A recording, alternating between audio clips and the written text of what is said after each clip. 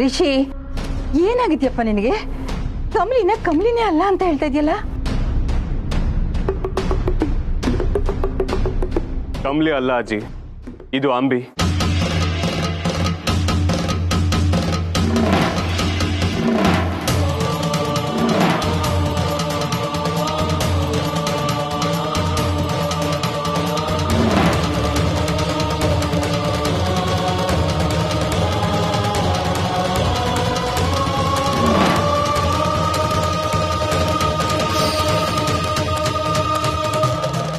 ಅಯ್ಯೋ, ಯಾಕೆ ಮೇಷ್ಟ್ರ ಹಿಂಗೆ ಹೇಳ್ತಿದ್ದೀರಾ?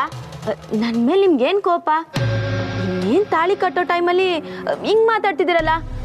ಅಜ್ಜಿ, ನೀವಾದ್ರೂ ಹೇಳಿ. ರಿಷಿ, ಮದುವೆ ಕಾರ್ಯಗಳಲ್ಲಿ ಏನಾದರೂ ಕೊರತೆ ಆಗಿದ್ರೆ ಅದನ್ನ ಹೇಳಿ ಸರಿಪಡಿಸ್ಕೋಬೋದಪ್ಪ. ಏನಾದರೂ ಮನಸ್ತಾಪಗಳಾಗಿದ್ರೆ ಮಾತಾಡಿ ಬಗೆಹರಿಸ್ಕೋಬೋದು.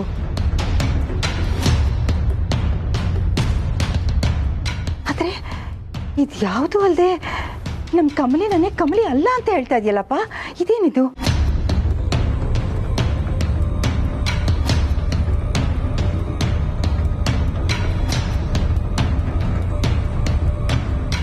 ರಿಷಿ, ನಿನ್ನ ನಿಜವಾದ ಉದ್ದೇಶ ಏನು ಅಂತ ನಮ್ಗೆ ಯಾರಿಗೂ ಅರ್ಥ ಆಗ್ತಿಲ್ಲ ಕಣೋ. ನಾನು ಹೇಳ್ತಿದ್ದೀನಲ್ಲ, ಇದು ಕಮಲಿ ಅಲ್ಲ.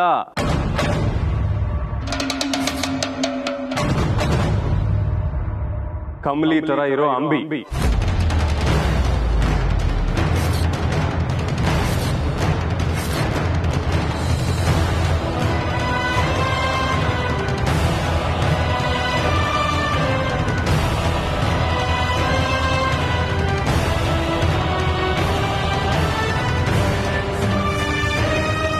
ಅವ್ರ ತರ ಇದ್ದಾಳೆ ಅಂತ ಅದನ್ನೇ ದುರುಪಯೋಗ ಪಡಿಸ್ಕೊಂತಿದ್ದಾಳೆ.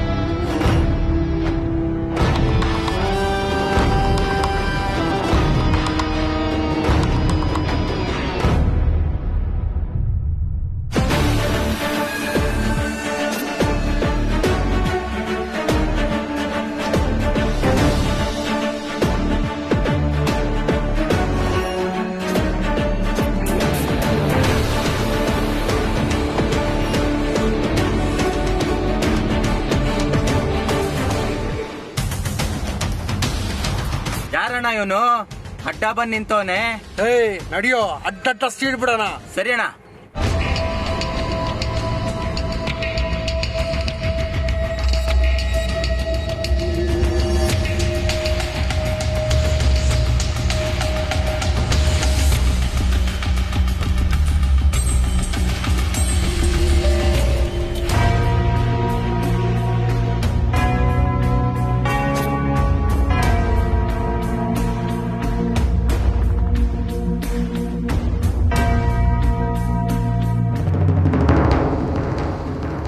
ರಿಷಿ, ನಿನ್ಗೆ ಯಾರು ಹೇಳಿದ್ರು? ಹೆಂಗಪ್ಪ ನಂಬೋದು ಇದನ್ನ? ಕಮಲಿ ಅವರ ತಾಯಿಯ ತಂದೆ ಅಂದ್ರೆ ಅಜ್ಜಯ್ಯನ ಹೆಸರು ಏನು ಅಂತ ಇವ್ರನ್ನ ಕೇಳಿ.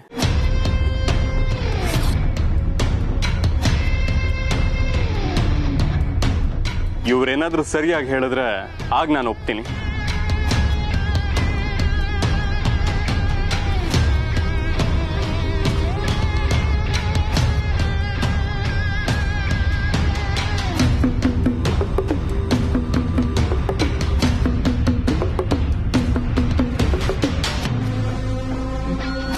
ಕಮಲಿ, ಹೇಳಮ್ಮ, ನಿನ್ನ ಅಜ್ಜನ ಹೆಸರು ಏನು ಅಂತ ಹೇಳು. ಹೇಳಮ್ಮ.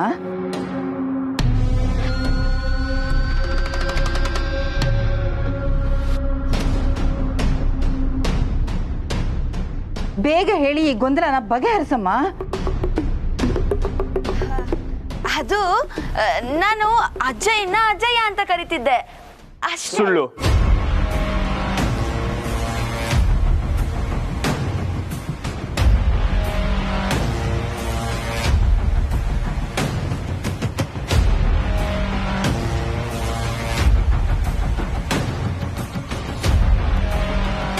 ಇವಳಿಗೆ ಅವ್ರ ಬಗ್ಗೆ ಏನೂ ಗೊತ್ತಿರೋದಕ್ಕೆ ಸಾಧ್ಯನೇ ಇಲ್ಲ. ಇವಳ ತಲೆಯಲ್ಲಿರೋದೆಲ್ಲ ಇನ್ಯಾರೋ ತುಂಬಿರೋ ವಿವರ ಅಷ್ಟೇ.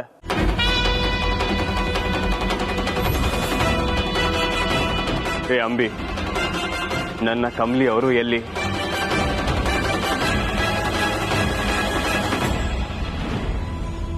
ಹೇಳು, ಎಲ್ಲಿ ನನ್ನ ಕಮಲಿ?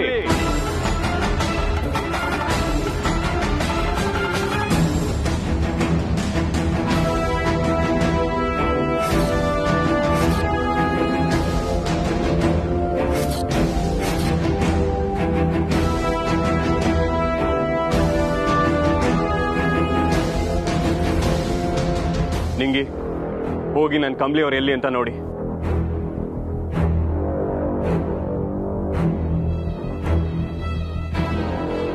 ಅಯ್ಯೋ ಮೇಷ್ಟ್ರೆ, ನಾನೇ ನಿಮ್ ಕಮಲಿ. Shut up.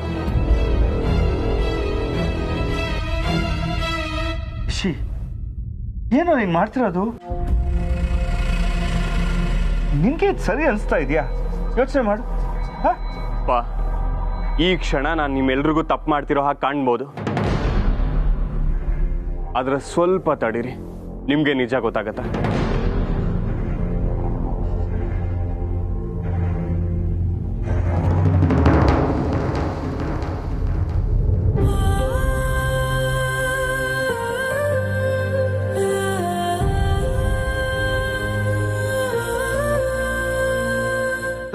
ಯಾವನ ಇವನು? ನಾಳೆ ಕೊಡ್ದು ಗಾಡಿ ಸೈಡ್ಗೆ ಹಾಕಿಸೋ. ಸರಿ ಅಣ್ಣ.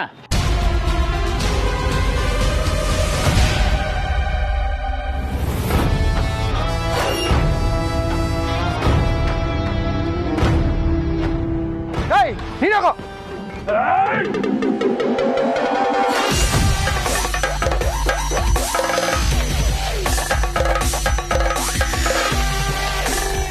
ಇಬ್ರು ಹೋಗ್ಲಾ?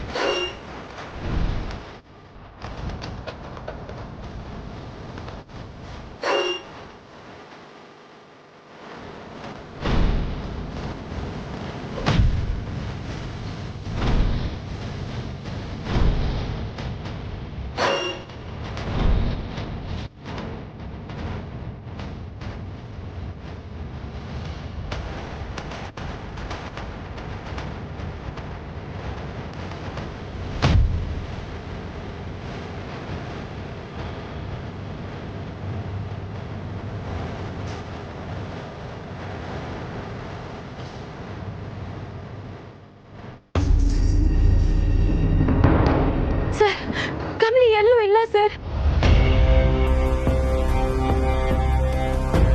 ನಂಗೆ ಯಾಕೋ ನೀವು ಹೇಳ್ತಿರೋದೇ ದಿಟ್ಟ ಅನ್ನಿಸ್ತೈತೆ. ಇವಳು ನಮ್ ಕಮಲಿನೇ ಅಲ್ಲ ಸರ್.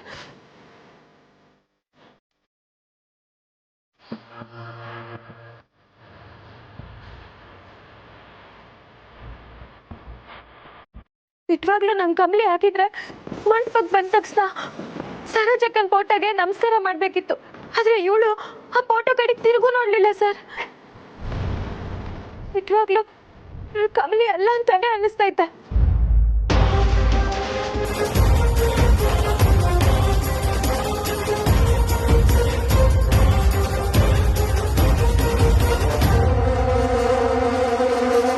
ರಿಷಿ ಸೀರಿಯಸ್ಲಿ ಇಲ್ಲಿ ಏನಾಗ್ತಿದೆ ಅಂತಾನೆ ಗೊತ್ತಾಗ್ತಿಲ್ಲ ಕಣೋ. ಅಮ್ಮ, ಕಮಲಿ ಮತ್ತೆ ಅಂಬಿ ಇಬ್ರು ಲುಕ್ ಲೈಕ್.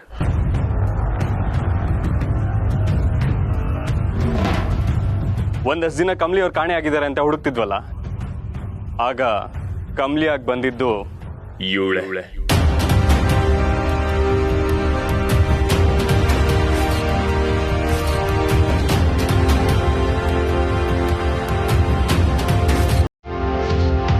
ಇವಳು ಬೇರೆ ಯಾರು ಅಲ್ಲ, ಅಮ್ಮರ್ ತಂಗಿ ಅಂಬಿ.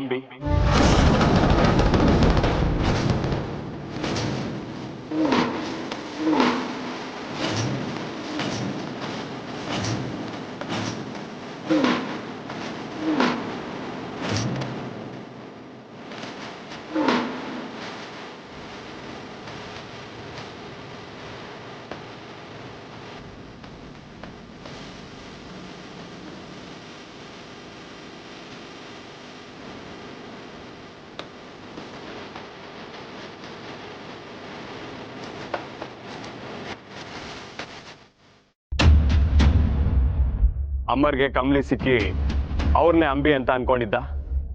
ಆದ್ರೆ ಈ ಅಂಬಿ ತುಂಬಾನೇ ಕಿಲಾಡಿ. ಸಿಕ್ಕಿದ್ದ ಅವಕಾಶನ ದುರುಪಯೋಗ ಪಡಿಸ್ಕೊಂಡು ಈಗ ಇಲ್ಲಿಗೆ ಬಂದು ನಿಂತಿದ್ದಾಳೆ.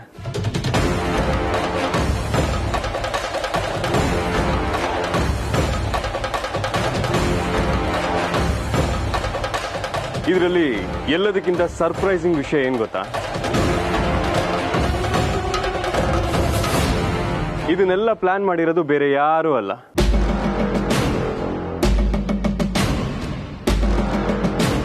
ನಮ್ಮ ಅನಿಕಾ ಮಹಾಜನ್.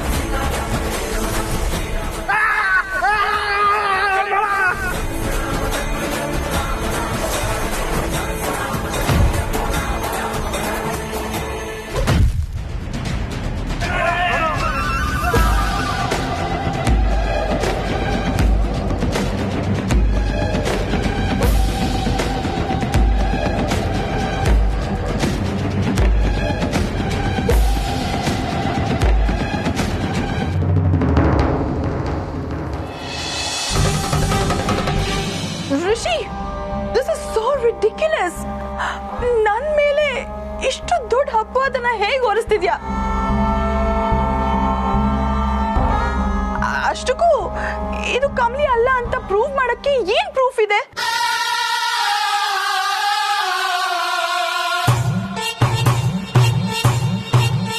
ಅಲ್ಲ, ಜಸ್ಟ್ ಅವಳ ಅಜ್ಜನ ಹೆಸರು ಹೇಳು ಅಂತ ಹೇಳಿ ಅವಳು ಹೇಳ್ದೆ ಇದ್ದಕ್ಕೆ ಅವಳು ಕಮಲಿನೇ ಅಲ್ವಾ? ವಾಟ್ ರಿಷಿ, ಇದೇ ಕಾರಣ ಇಟ್ಕೊಂಡು ಮದ್ವೆನೇ ನಿಲ್ಸ್ಬಿಡ್ತೀಯಾ? ಏನಂದೆ ನನ್ನ ಹತ್ರ ಏನು ಸಾಕ್ಷಿ ಇಲ್ವಾ? ನಾನು ಈ ಮಧ್ಯೆ 15 ದಿನ ಯಾರಿಗೂ ಹೇಳ್ದೆ ಕೇಳ್ದೆ ಹೋಗಿದ್ನಲ್ಲ, ಆಗ ಎಲ್ಲಿಗೆ ಹೋಗಿದ್ದೆ ಅನ್ಕೊಂಡಿದ್ದೀರಾ?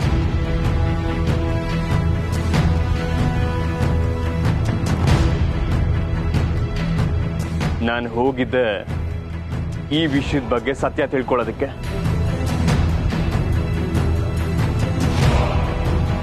ನನ್ನ ಜಾಗದಲ್ಲಿ ಶಶಾಂಕ್ನ ಇರಿಸಿ ನಾನು ಇದನ್ನ ಕೆತ್ಕೋದಕ್ಕೆ ಹೋಗಿದ್ದೆ.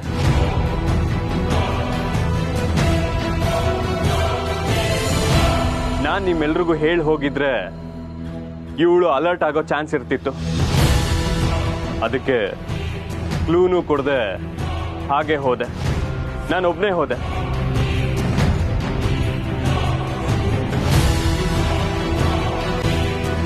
ಮದುವೆ ಎಲ್ಲ ಮುಗಿಲಿ, ಆಮೇಲೆ ವಿಚಾರಿಸ್ಕೊಳ್ಳೋಣ ಅಂತಿದ್ದೆ.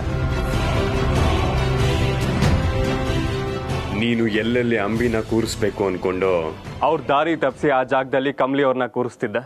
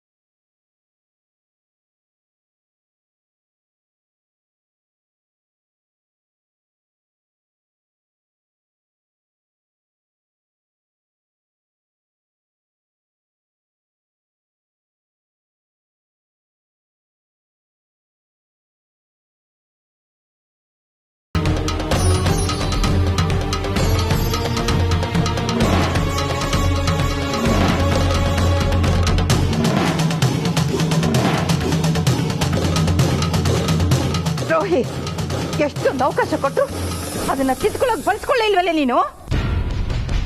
ಯಾಕೆ ಯಾಕೆ ಕಮಲಿಗೆ ಅನ್ಯಾಯ ಮಾಡಿದೆ? ಅವಳು ಏನ್ ತಪ್ಪು ಮಾಡಿದ್ಲು? ಏನ್ ತಪ್ಪು ಮಾಡಿದ್ಲು? ಅಜ್ಜಿ, ಇದ್ರಲ್ಲಿ ನಂದೇನು ತಪ್ಪಿಲ್ಲ. ಅಂಬಿ ಋಷಿನ ಮದ್ವೆ ಆಗ್ಬೇಕು ಅನ್ನೋ ಉದ್ದೇಶಕ್ಕೆ ನನ್ನ ಕೈಯಲ್ಲಿ ಇದನ್ನೆಲ್ಲ ಮಾಡ್ತಿದ್ದು. ರಿಯಲಿ ಅಜ್ಜಿ, ಐ ಆಮ್ ಇನ್ನೋಸೆಂಟ್. ಏನೇ ಇನ್ನೋಸೆಂಟು? ನಿನ್ಕೋ, ನನ್ನ ಮಗಳ ಹತ್ರ ಹೋಗ್ಬೇಡ ನೀನು. ಎಲ್ಲರ ಕಡೆಗೂ ನನ್ನ ಮಗಳು ಅಪರಾಧಿ ತರಾನೇ ಕಾಣಿಸ್ತಾಳೆ. ನೋಡು, ತಪ್ಪು ನೀನೇ ಮಾಡಿರೋದು. ಸುಮ್ನೆ ನಿನ್ ತಪ್ಪನ ಒಪ್ಕೊಳಕ್ ಇನ್ನೇನಿದೆ? ಸಾರ್ಕೊಳಮ್ಮ ಸುಮ್ನೆ.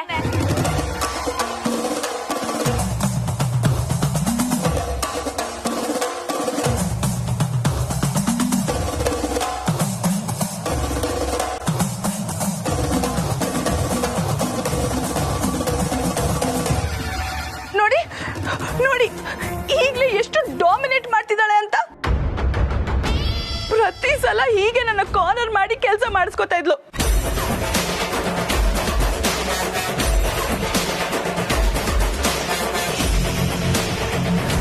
ಆದ್ರೆ ಈಗ ಕಮಲೆಯಲ್ಲಿ ರಿಷಿ, ನಾವು ಆದಷ್ಟು ಬೇಗ ಕಮಲೆನ ಹುಡುಕ್ಬೇಕು.